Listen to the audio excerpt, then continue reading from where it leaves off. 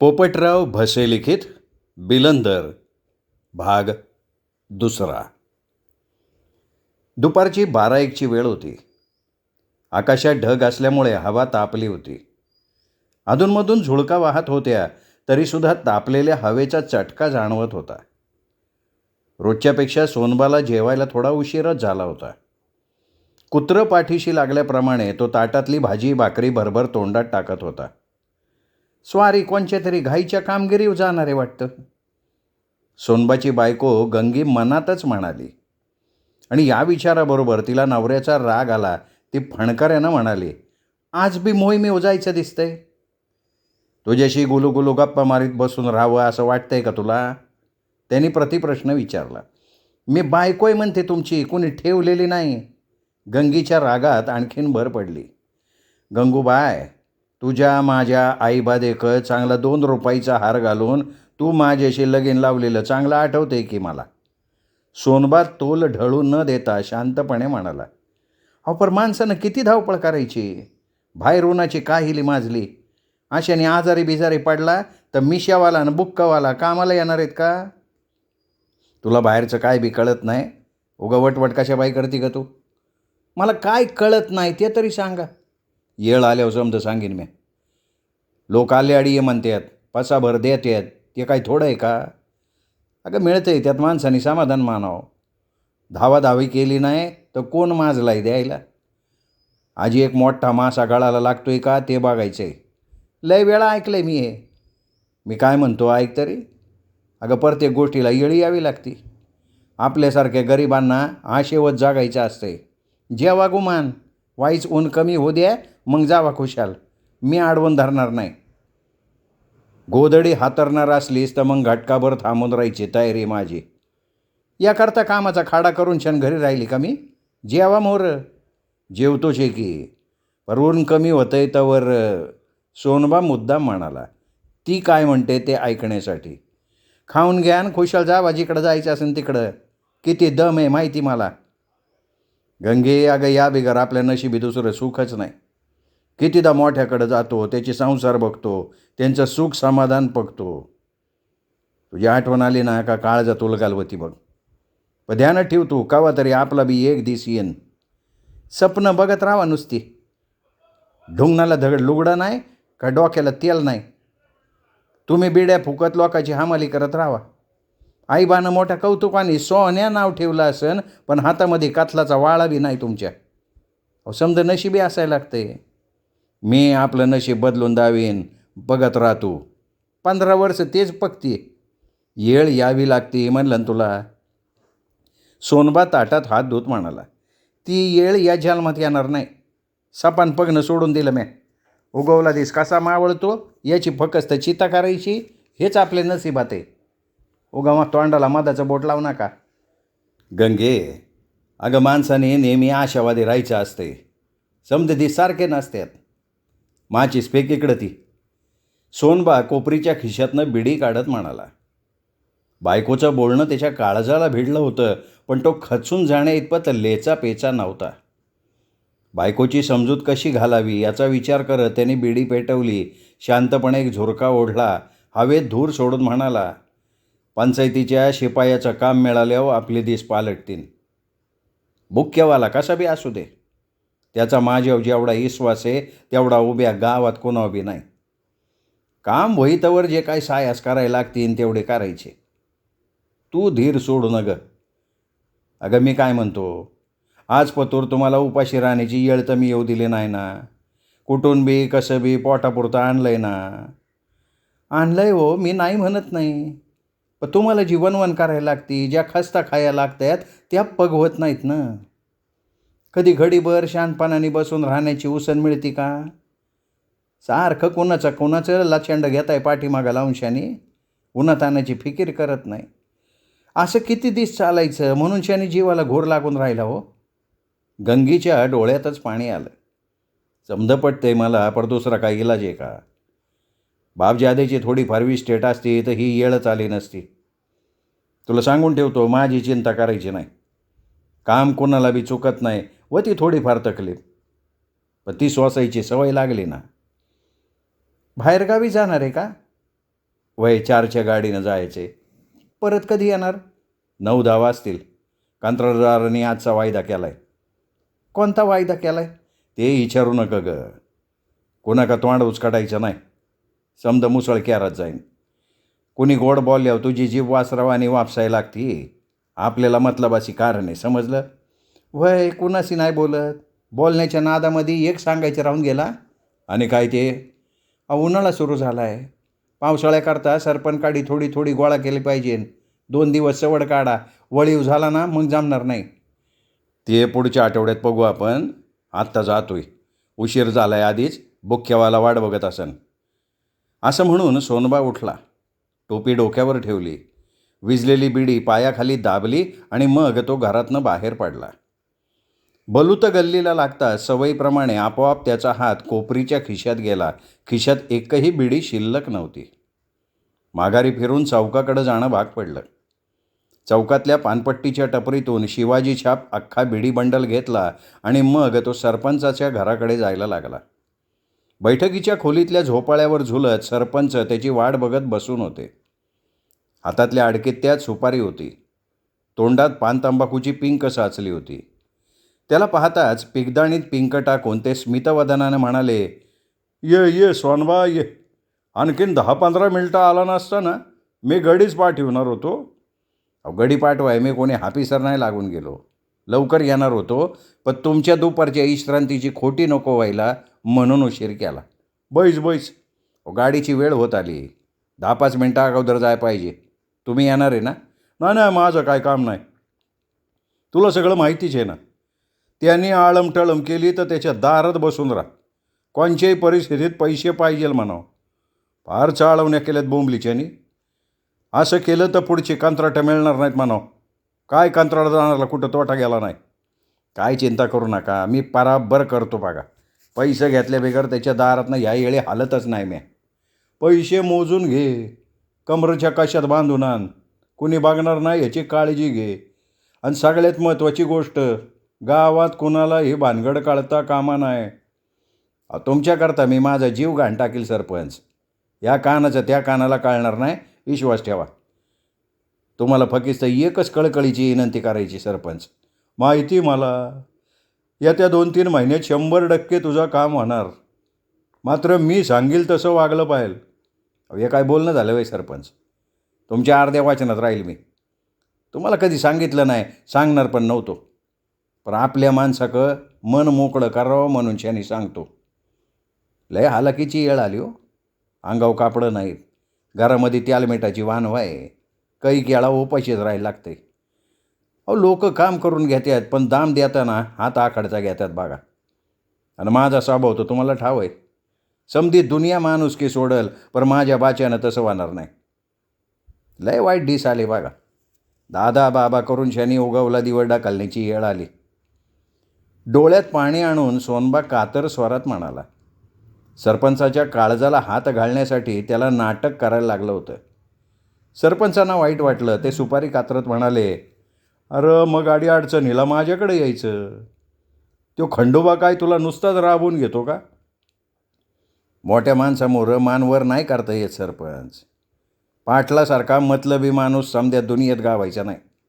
माड्याच्या टाळूवरचं लोणी खाणारा माणूस तो थोडी सोनबाच्या बायका पोराची चिंता करणार आहे का? सरपंच मनातून खुश झाले. हितशत्रूची निंदा कुणालाही आवडते. ते आपल्या टाळूवरनं हात फिरवत म्हणाले, आता तुझ्या बायका पोरांवर उपाशी राहण्याची येळच येणार नाही. गरिबांना छळण्यात लोकांना काय आनंद भेटतो कळतच नाही राव. लय उपकार होतीन सरपंच. पोटा पाण्यासाठी वन भटकण्याचा लय काटाळा आलाय बघा. बरं खर्चाला पैसे देताना परवा दिलेले 50 संपले का? 10-12 राहिले फकिस्त. आणि 5-50 द्या. मुकामाची येळ आली तर लागतील की. काकू करत सरपंचाने 50ची नोट काढली.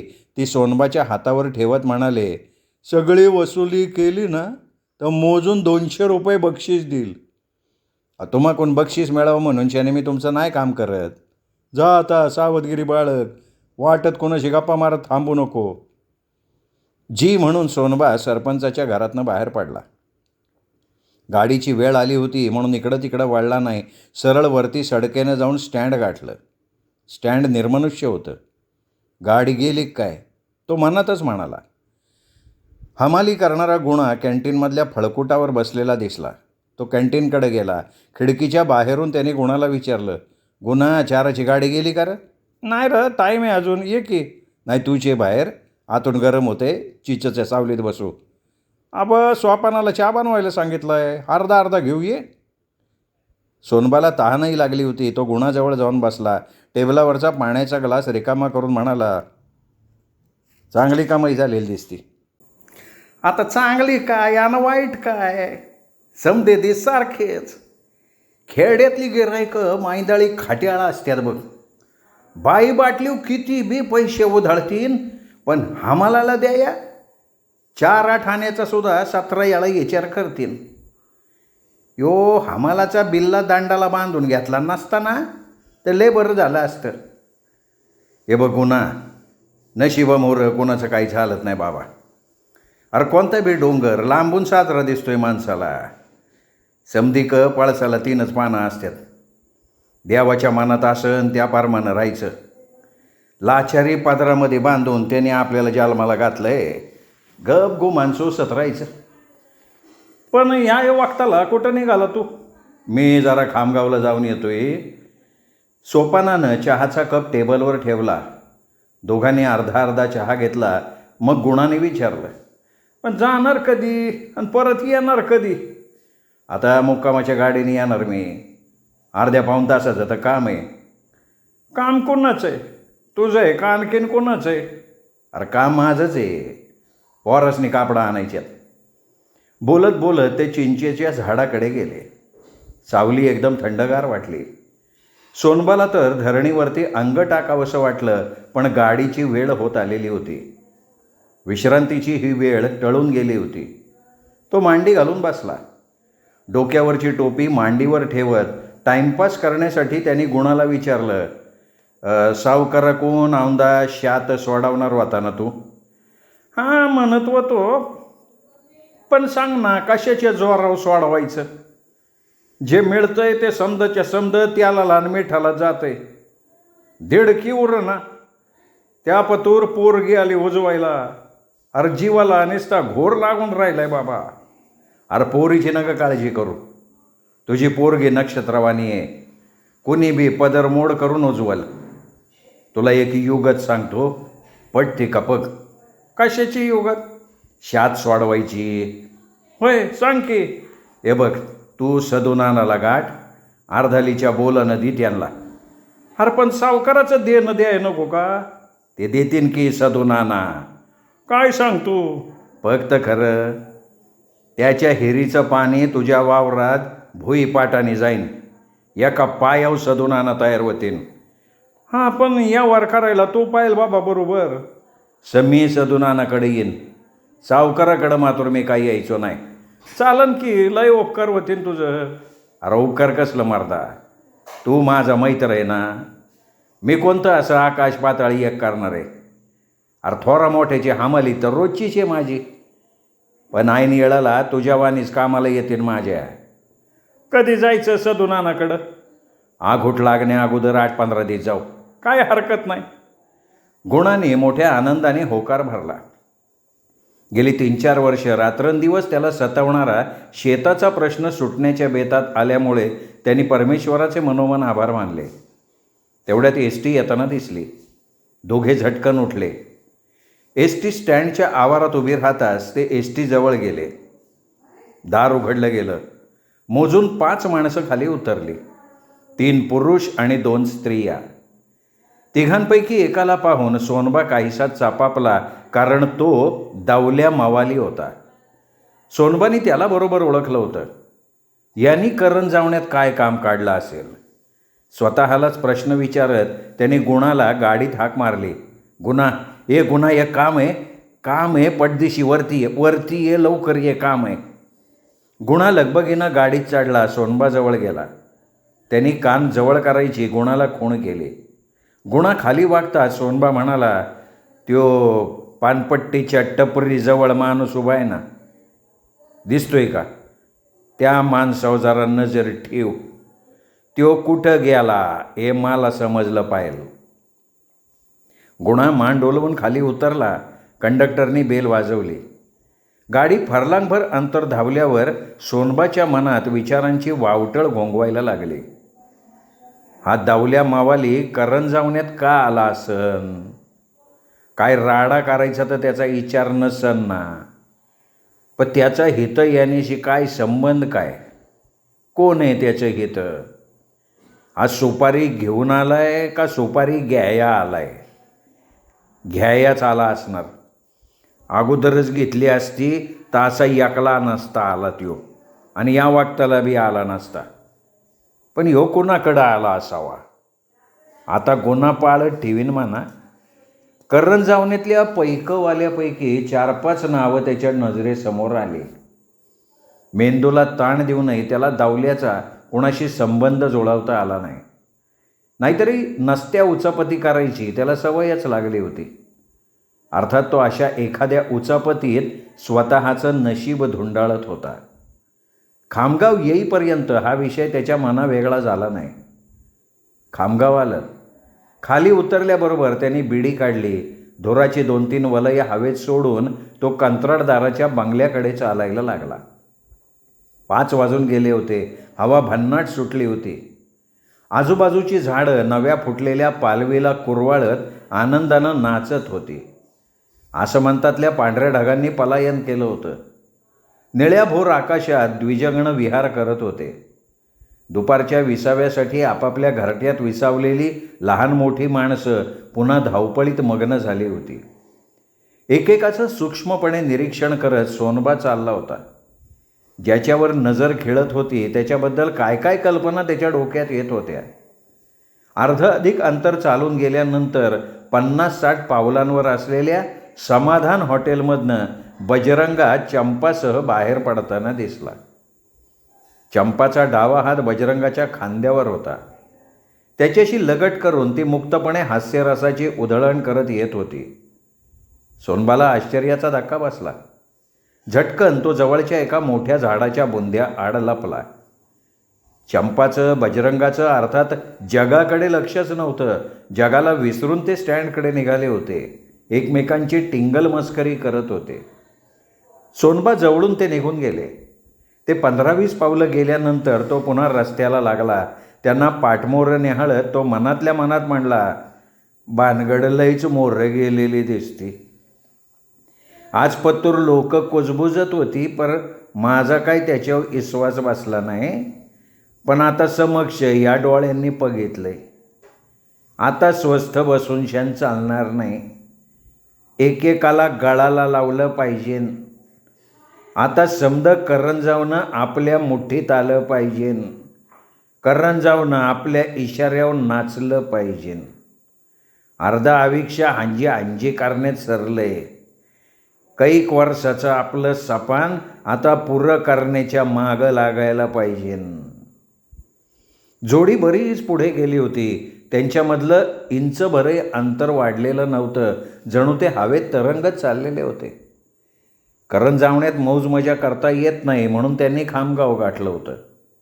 तोंड फिरवून सोनबा चालायला लागला. कधी समजायचं या बजरंग्याला? घरामध्ये बायको आहे. काळी सावळी असली म्हणून काय झालं? देव नाही वय काळा. 2 लहान पोरं आहेत. त्यांचा कसा इसर पडला बजरंग्याला? ते चंपीचं काय? नवऱ्याला सोडून शनी आलेली गावबावानी ती. पण बजरंग्यानं तिच्या नादी नको होतं लागायला.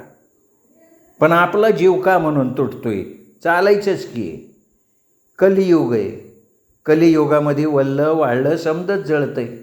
देवाची करणी आणि नारळाचं पाणी. आपल्या पोटामध्ये दुखायचं काहीच कारण नाही. करंजावण्यात काय एवढंच लाथाळ आहे का? समध्या दुनियेमध्ये जे चाललंय तेच चंपानं बजरंग्या करतात. आपण फकिस्त आपलं बघायचं. कुणाचं वाईट वांगाळ चितायचं नाही. डोळ्यांनी बघायचं. समद मनामध्ये ठेवायचं आणि मग येळ आली की त्या बिगर योजलेलं साधता येणारच नाही. हातातली बिडी केव्हाच विझून गेली होती. ती फेकून द्यायला लागली. कंत्राटदाराच्या दारात पोचायला त्याला फक्त 10 मिनटं लागली. मेहरबानी तो घरी सापडला. नुकताच झोपेतनं उठला होता आणि तळहातावर तंबाखूची भाजलेली पिवळीशार मिश्री घेऊन दरवाजाच्या पायरीवर दात घाशीत बसला होता. उघडा बंब. तो दिसताच सोनबाच्या जीवात जीव आला. अरे अरे सोनबा आला का? वा वा वा. विमल, ए विमल, पाण्याचा तांब्यान भरून. आत डोकवत कंत्राटदार ओरडला. कोपरीच्या खिशातला हात काढून सोनबा अंगणातल्या तुळशीच्या ओट्यावर बसला. मिनिटभरानं पाण्याचा तांब्या बाहेर आला. 4 घोट पाणी प्यायलाच लागलं. कंत्राटदारांनी बायकोला ऑर्डर दिली. अगं खायला बनव खानपैकी काहीतरी. सोनबा इथनं 2 वेळा निर्मुख गेलाय. अव तुमचं उरका अगोदर. आता माझं काय उरकायचं? अहो दात घासणं, तोंड धुणं, आणि जर पोट खाली करायचं असेल तर ते. असं मिश्किलपणे म्हणून गालात हसत ती आत गेली. मग कंत्राटदारानं अवघ्या 1 मिनिटात उर्वरित मिश्री दातावर सारवली. दोन्ही हात वरच्या पायरीवर ठेवून उठत म्हणला, आज चले सोनबा. सोनबा दिवाणखान्यातल्या एका जाड गादीच्या खुर्चीत जाऊन बसला. मिनिटभरात त्यांनी सगळ्या दिवाणखान्याचं निरीक्षण केलं. कंत्राटदाराच्या वैभवाचा त्याला हेवा वाटला. माणूस 7वी नापाशी खरा, पण लय मोठा डोकंबाज दिसतोय यो.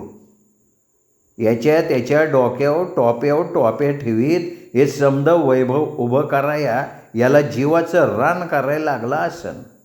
त्याच्या मनात विचार आला. 5-6 मिनिटांनी कंत्राटदार अंगात कपडे घालून त्याच्या समोरच्या खुर्चीत येऊन बसला.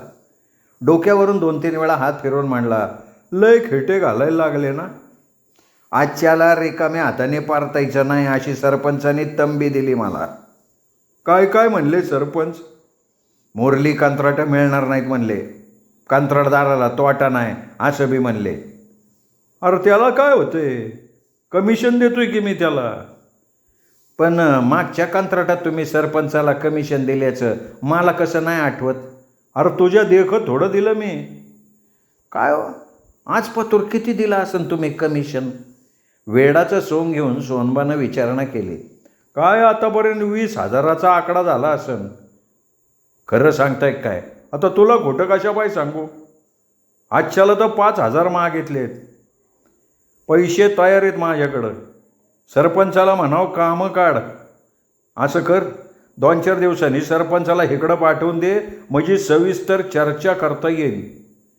असं म्हणून त्यांनी पायजम्याच्या खिशातनं 50च्या नोटांचा बंडल सोनबाच्या हाती दिला. त्यांनी ते कमरेच्या कशात बांधल्यावर कंत्राटदारांनी आणखीन 200 रुपये त्याच्या हातावर ठेवले. हे घे तुला बक्षीस. हो मला कशाला? मला सरपंच देतील की. अरे बाबा, आधी पट्टेवाल्याला खुश करावं लागते. मी पट्टेवाला नाही साहेब. अरे नसलास तर व्हायशीन. काटिंगल करताय साहेब. मला कोण करणार आहे पट्टेवाला? अरे सरपंच 2दा म्हणाले ना, याचा अर्थ तुला पट्टेवाला करायचं त्याच्या मनातच आहे. ले बेस होईल बघा. माझ्याकरता तुम्ही बेसबूत खर्च करा साहेब. अरे करणार मी, काळजी करू नका तू. बरं मग आता निघू का?